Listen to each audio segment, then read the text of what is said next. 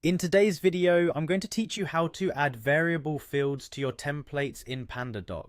This feature can be incredibly useful when you want to create dynamic documents that automatically fill in information based on variables you set. So let's dive right into it. First, head over to Pandadoc. It's a platform where you can create, approve, track, and e-sign documents 40% faster.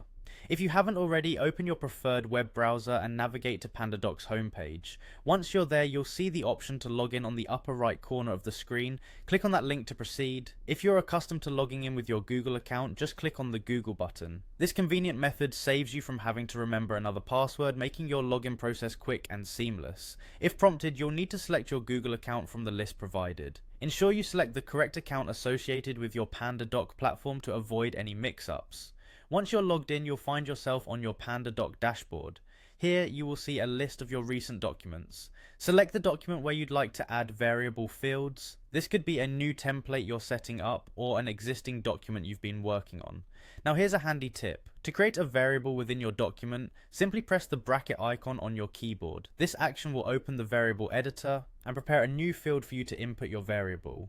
It's important to know this step because using variables can significantly enhance the flexibility and efficiency of your document handling.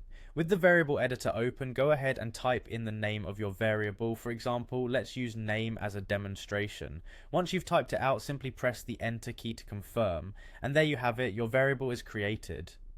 This simple yet powerful feature allows for a high degree of customization in your documents. Remember, by using variables, you can transform static fields into dynamic ones that automatically populate based on the context and information you've set.